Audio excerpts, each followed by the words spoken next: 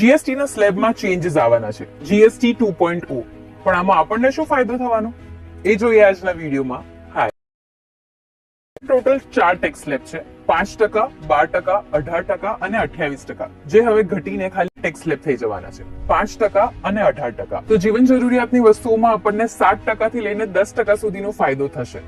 તો 12% ના સ્લેબમાંથી કઈ કઈ વસ્તુઓ 5% ના સ્લેબમાં આવવાની છે એ જોઈએ. સૂકા મેવા, સાબુ, ટૂથપેસ્ટ, હેર ઓઇલ, દવા, પ્રોસેસ ફૂડ, શાકભાજી, મોબાઈલ, કપડા અને પબ્લિક ટ્રાન્સપોર્ટેશન જેવી જે ડેલી યુસેજની વસ્તુઓ છે એ બધી જ હવે 5% ના સ્લેબમાં આવશે. અને કઈ વસ્તુઓ 28% ના સ્લેબમાંથી નીકળીને 18% ના સ્લેબમાં આવશે?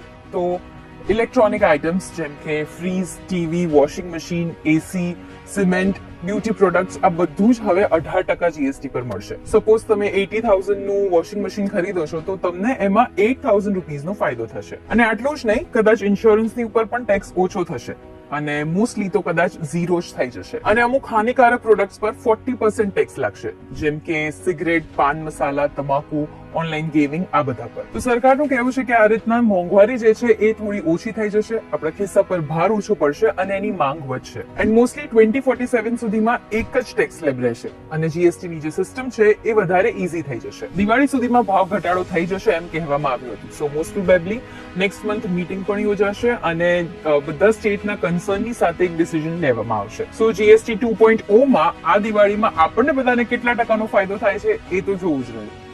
અને તમે આવા ઇન્ફોર્મેટિવ ન્યૂઝમાં